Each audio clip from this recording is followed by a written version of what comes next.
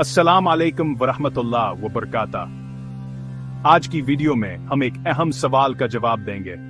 कुरान मजीद में राहबों के बारे में क्या जिक्र आया है?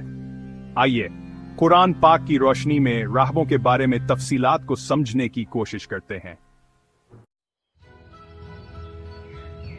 पहले हम बात करेंगे कि रहबानियत की अबदाकी से हुई।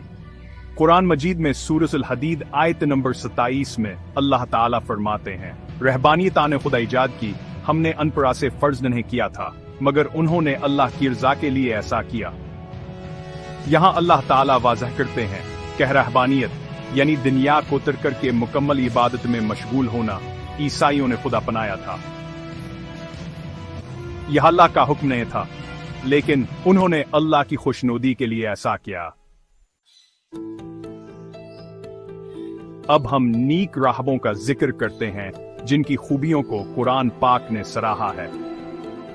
सूरह अल-माइदा आयत नंबर 82 में अल्लाह ताला लाते हैं, अल्लाह ताला फरमाते हैं, ये इस वजह से है कि इनमें इल्मा और राहब हैं और ये तकबर नहीं करते।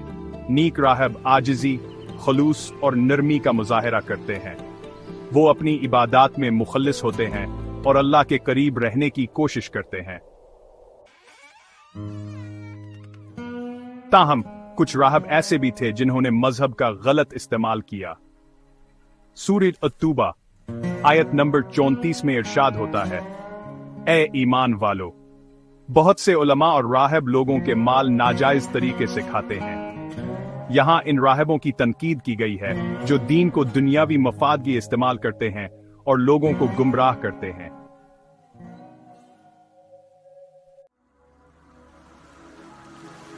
इस्लाम रहबानियत के बजाय एक मुतदल जिंदगी का दर्स देता है जहां दुनियावी और दीनी जिम्मेदारियों में तवाज़ुन रखा जाए।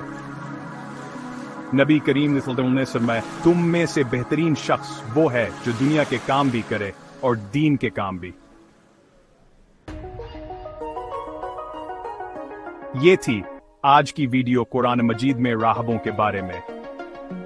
अगर आपको ये मालूमात पसंद आए तो वीडियो को लाइक करें, चैनल को सब्सक्राइब करें और अपनी दुआओं में याद रखें। अल्लाह हम सबको कुरान के इल्म को समझने और इस पर अमल करने की तौफीक अता फरमाए।